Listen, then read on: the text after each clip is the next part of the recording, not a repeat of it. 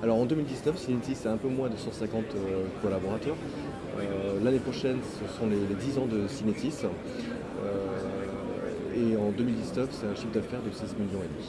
Donc, je suis le practice manager de l'activité d'audit au sein de Synetis, qui comporte aujourd'hui quatre practices différentes, l'identité numérique, la GRC, gouvernance, risque, conformité, la sécurité opérationnelle et l'audit de sécurité que je dirige. On peut réaliser un audit de sécurité aussi bien pour des PME, des TPE, que pour des grands groupes ou pour l'État. Un audit de sécurité permet de valider des chemins d'attaque et de réaliser des cyberattaques, notamment pour démontrer au RSSI ou au DSI quelles sont les vulnérabilités qui peuvent être mises en œuvre. Alors il y a deux aspects à considérer. L'audit de sécurité qui va être réalisé sur un périmètre restreint, qui va être réalisé par un auditeur, un ou deux auditeurs, sur un temps restreint également, 1 à 3 semaines.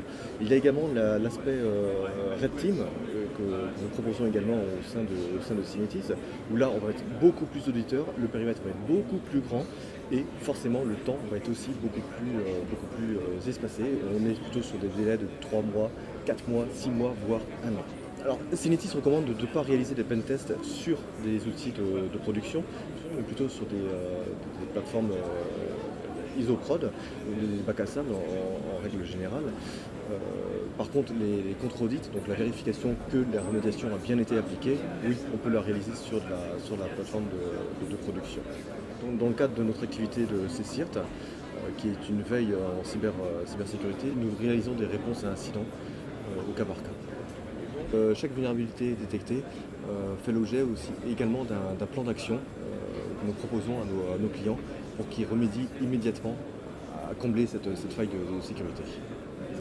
Alors effectivement, on a un engagement de moyens dans le cadre de pentest classique. Donc ce sont des audits de sécurité qui sont réalisés dans un temps beaucoup plus court. Et on a également un engagement de résultats dans le cadre de missions Red Team. C'est là où on définit des trophées au préalable. On pense comme un attaquant dont l'objectif c'est de récupérer des trophées.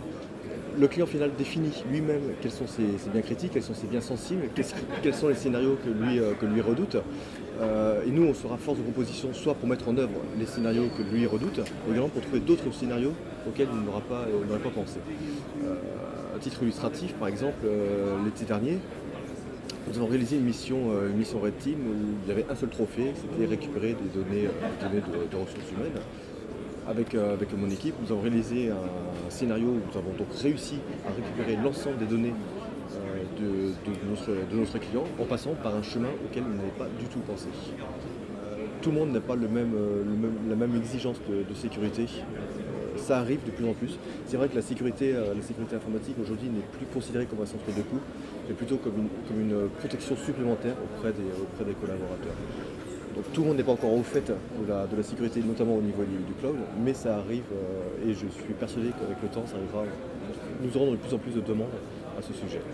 Oui, il y a des groupes de travail qui se montent, il y a également des associations qui se créent entre assureurs et experts sécurité, justement pour définir et mettre en place ce genre de processus. Merci.